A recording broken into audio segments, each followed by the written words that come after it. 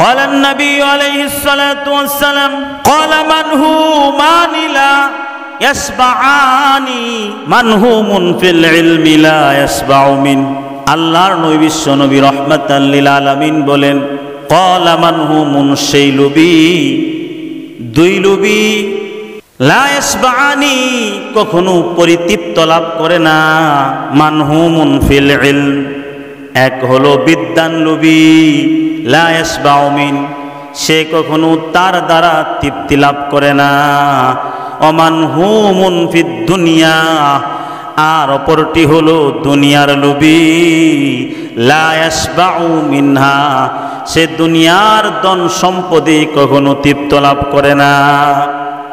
সুতরাং যতই আছে আরো ততই চাই, আরো ততই লোভ বেড়ে যায়।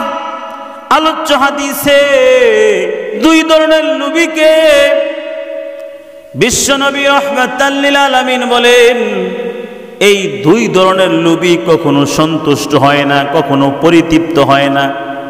একজন হলো ইলমের লোভী আর একজন হলো সম্পদের লোভী। তবে পার্থক্য এতটুকু, ইলমের লোভী প্রশংসনীয় আর সম্পদের লোভী দংশনীয়। প্রথমটি কল্যাণ বয়ে আনে আর অপরটি ধ্বংস বয়ে আনে। কারণ সম্পদের লোভে পড়ে মানুষ অন্যায় কাজ করে, গুনাহের কাজ করে, হারাম কাজ করে, সুদ খায়, ঘুষ খায়, অন্যের সম্পদ লুণ্ঠন করে, অন্যের উপর জুলুম করে, আঘাত করে। সুতরাং এই সম্পদের লোভ বড় মারাত্মক। এই সম্পদের লোভ মানুষকে ধ্বংস করে দেয়।